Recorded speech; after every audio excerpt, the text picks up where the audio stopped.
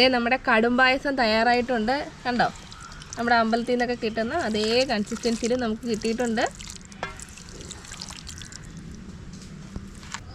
Hi friends, എല്ലാവർക്കും enjoy life വീഡിയോയിലേക്ക് സ്വാഗതം.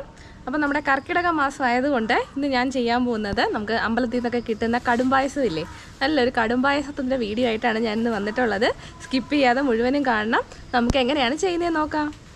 അപ്പോൾ നമ്മുടെ കടും പായസത്തിന് വേണ്ടി നമുക്ക് ആവശ്യമുള്ള സാധനങ്ങൾ, ഇത് ചെമ്പ പച്ചരിയാണ്. ഇത് ഞാൻ 1/2 കിലോ ആണ് കേട്ടോ എടുത്തിട്ടുള്ളത്. 1/2 കിലോ ചെമ്പ പച്ചരി നന്നായിട്ട് കഴുകി എടുത്തിട്ടുണ്ട്.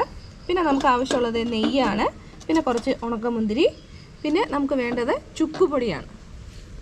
ചുക്കുപൊടി, പിന്നെ കുറച്ച് ഏലക്ക ചതച്ച് വെച്ചിട്ടുണ്ട്, പിന്നെ കൽക്കണ്ടമുണ്ട്, പിന്നെ നമുക്ക് വേണ്ടത് ശർക്കര.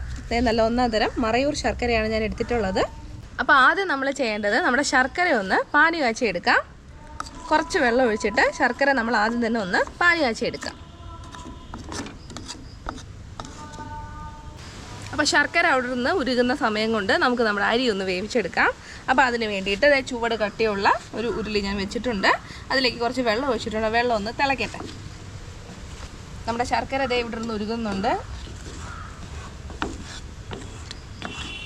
അപ്പം നമ്മൾ ഈ അരി വേവിക്കുമ്പം അധികം വെന്ത് പോകരുത്. നമുക്ക് അമ്പലത്തിൽ നിന്നൊക്കെ പായസം കിട്ടുമ്പോൾ അറിയാമല്ലോ, അധികം വേവിക്കത്തുമില്ല, എന്നാൽ ഒട്ടും വേവാതെ ഇരിക്കരുത്. ആ ഒരു പരുവത്തിൽ വേണം നമ്മളിതൊന്ന് വേവിച്ചെടുക്കാനായിട്ട്. അപ്പോൾ നമ്മുടെ ശർക്കര നന്നായിട്ട് ഉരുകി കിട്ടിയിട്ടുണ്ട്. കണ്ടില്ലേ, ശർക്കരയൊക്കെ നന്നായിട്ട് ഉരുകിയിട്ടുണ്ട്. നമുക്കിതിൻ്റെ ഫ്ലെയിം ഓഫ് ചെയ്യാം. ഇതൊന്ന് തണുക്കട്ടെ. അപ്പോൾ ശർക്കരയൊക്കെ നമ്മൾ പാനി കാച്ചി മാറ്റി വെച്ചിട്ടുണ്ട്. നമ്മുടെ ആ വെള്ളം തിളയ്ക്കാൻ തുടങ്ങുന്നുണ്ട്. നമുക്കിനി നമ്മൾ കഴുകി വെച്ചിട്ടുള്ള അരി ചേർത്ത് കൊടുക്കാം. നമ്മുടെ ചെമ്പ പച്ചരി.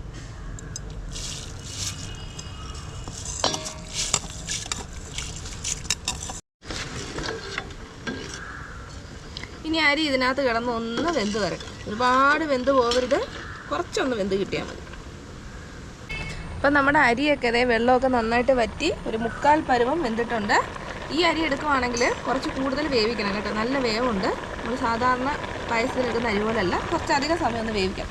എളുപ്പത്തിനാണെങ്കിൽ നമുക്ക് കുക്കറിലിട്ട് വേവിച്ചെടുക്കാം. അപ്പോൾ ഇതിനകത്ത് കുറച്ച് വെള്ളം കൂടി ഉണ്ട്. ആ വെള്ളം കൂടി ഒന്ന് വറ്റിച്ചിട്ട് നമ്മൾ ഉരുക്കി വെച്ചിട്ടുള്ള ശർക്കര അതിലേക്ക് ചേർത്ത് കൊടുക്കാം. വെള്ളം നന്നായിട്ട് വറ്റിയിട്ടുണ്ട്. ഇനി നമ്മൾ ഉരുക്കി വെച്ചിട്ടുള്ള ശർക്കര ചേർത്ത് കൊടുക്കാം.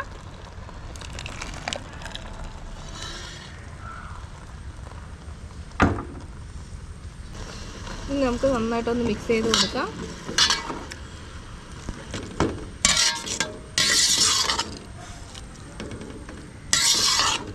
ശർക്കരയെ കൂടി കിടന്ന് നന്നായിട്ടൊന്ന് തിളക്കട്ടെ. ഇനി ഇതിലേക്ക് നമുക്കൊരു 4-5 ഏലക്ക ഒന്ന് ചതച്ചെടുത്താണ് അതിട്ട് കൊടുക്കാം.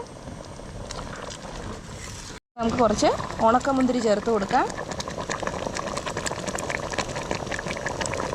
ഇനി ഇതിലേക്ക് ഞാൻ ചേർത്ത് കൊടുക്കുന്നത് ചുക്കുപൊടിയാണ് കേട്ടോ. അധികം ഒന്നും ചേർക്കുന്നില്ല, ഒരല്പം, ഒരു 1/2 ടീസ്പൂൺ. എല്ലാം കൂടി ചേർത്തിട്ട് നന്നായിട്ടൊന്ന് മിക്സ് ചെയ്ത് കൊടുക്കാം. ഇനി നമുക്കതിലേക്ക് കുറച്ച് കൽക്കണ്ടം ചേർത്ത് കൊടുക്കാം.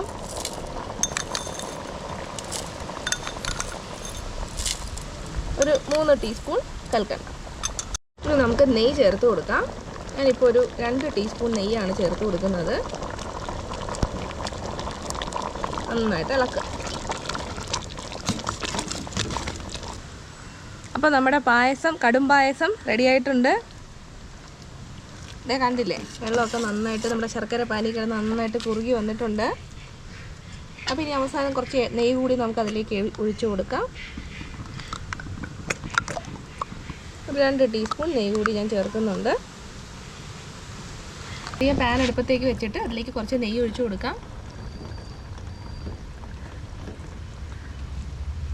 അപ്പോൾ അമ്പലത്തിലെ നിവേദ്യ പായസം ആയതുകൊണ്ട് നമ്മളിത് ടേസ്റ്റ് ചെയ്യാനൊന്നും പാടില്ല. അപ്പോൾ ഞാൻ ടേസ്റ്റ് ഒന്നും ചെയ്തിട്ടില്ല. അപ്പോൾ ഇനി നമുക്ക് നെയ്യിൽ കുറച്ച് തേങ്ങാക്കൊത്ത് കൂടി വറുത്ത് ഇതിലേക്ക് ചേർക്കാം. നെയ്യ് ചൂടായി വരുമ്പോൾ അതിലേക്ക് തേങ്ങാക്കൊത്ത് ചേർക്കാം. തേങ്ങയൊക്കെ നെയ്യ് കിടന്ന് നന്നായിട്ട് മൂത്തിട്ടുണ്ട്. ഇനി നമ്മുടെ പായസത്തിലേക്ക് ചേർത്ത് കൊടുക്കാം.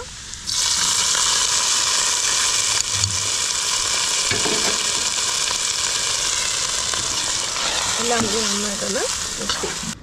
ഇനി നമുക്ക് ഫ്ലെയിം ഓഫ് ചെയ്യാം. ഈ ഒരു പരുവത്തിന് കിട്ടിയാൽ മതി. കുറച്ചും കൂടി ഇരുന്ന് അതൊന്ന് കട്ടിയായിക്കോളും. അപ്പോൾ നമ്മുടെ നിവേദ്യ പായസം, കടും പായസം തയ്യാറായിട്ടുണ്ട്. അപ്പോൾ ഗുരുവായൂരപ്പനെ ധ്യാനിച്ച് ഞാൻ അതിൻ്റെ മുകളിലേക്ക് കുറച്ച് തെച്ചിപ്പൂവും തുളസി ഇലയും കൂടി ഇടുന്നുണ്ട്. അപ്പോൾ എല്ലാവരും കണ്ടല്ലോ ഇന്നത്തെ കടുംപായസം. എല്ലാവർക്കും ഇഷ്ടപ്പെട്ട് കാണുമെന്ന് വിശ്വസിക്കുന്നു. പുതിയൊരു വീഡിയോയുമായി നമുക്ക് വീണ്ടും കാണാം. അതുവരെ ബൈ ബൈ.